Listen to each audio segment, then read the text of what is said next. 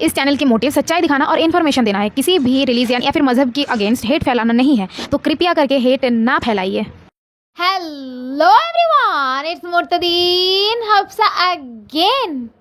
माफी चाहता हूं, लेकिन यार आजकल के आधे से ज्यादा मुसलमान मुनाफिक हैं। और ऐसा मैं इसलिए कह रहा हूं क्योंकि हमारे प्यारे नबी पाक सल्लल्लाहु अलैहि वसल्लम की एक हदीस के मुताबिक अगर किसी शख्स में ये 4 अलामतें पाई जाती हैं, ये 4 साइंस पाए जाते हैं, तो वो पक्का मुनाफिक है, कट्टर वाला मुनाफिक है। फिर वो चाहे जितनी मर्जी नमाजें पढ़ ले, जितने मर्जी रोजे रख ले, जितने मर्जी हज कर ले, वो मुनाफिक है। नंबर 1, वो शख्स जो झूठ बोलता हो। नंबर 2, जो वादा खिलाफी करता हो। नंबर 3, वो शख्स जो इमानत में खयानत करता हो। और नंबर 4, वो शख्स जो किसी से झगड़े और फिर आपे से बाहर हो जाए और गाली गलोच करना शुरू कर।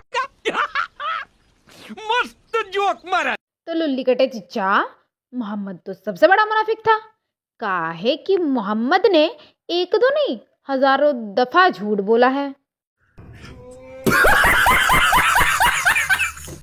जैसे कि कयामत की बात करें तो मोहम्मद ने कहा था कि मोहम्मद के सामने जो बच्चा खड़ा था, उस बच्चे को देख के उसने बोला कि ये बच्चा बूढ़ा भी नहीं होगा और कयामत आ जाएगी। लेकिन मोहम्मद के मरे हुए मोहम्मद के वफात के 1400 साल हो गए। वो बच्चा तो बूढ़ा होके मर भी गया होगा, लेकिन कयामत नहीं आई अभी तक।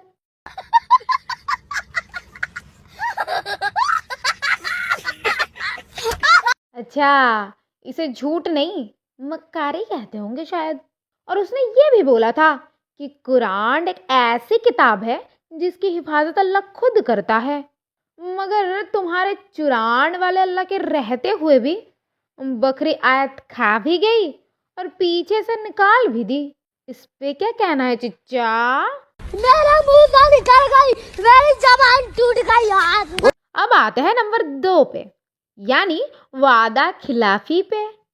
तो लुल्ली कटे चिच्चा, मोहम्मद ने जो पूरे मक्का वालों के सामने जैद को बेटा बनाया और फिर ठरक के चलते जैनब को भोग करने के लिए उसने एडॉप्शन ही बैन करवा दिया। तो जैद को बेटा मानने से मना भी कर दिया।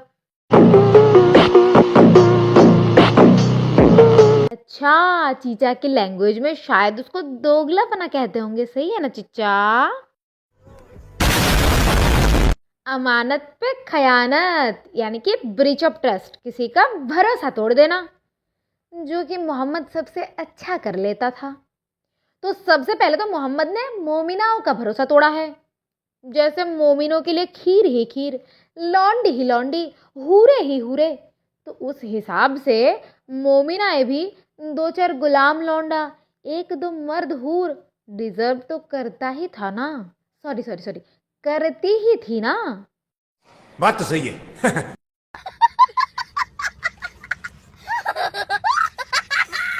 जोक्स अपार्ट, मगर मोमिना, तुम्हें ये बात सीरियसली लेनी चाहिए। तुम्हारे लिए ये जोक नहीं है। मोहम्मद ने हमेशा कहा है कि कुरान की आयतें कभी बदल नहीं सकती है, और फिर आयतें खुद ही मनसूख करवा के खुद के सुख के लिए अच्छी आयतें भी भेज लेता था। तो चिच्चा, मोहम्मद ने किसी का भरोसा तोड़ा नहीं, बल्कि भरोसे के साथ तो फुटबॉल खेला था। वैसे इस्लाम में तो फुटबॉल हराम होगा शायद, क्योंकि खेलने के लिए तो घर पे 4 औरत रखा ही है।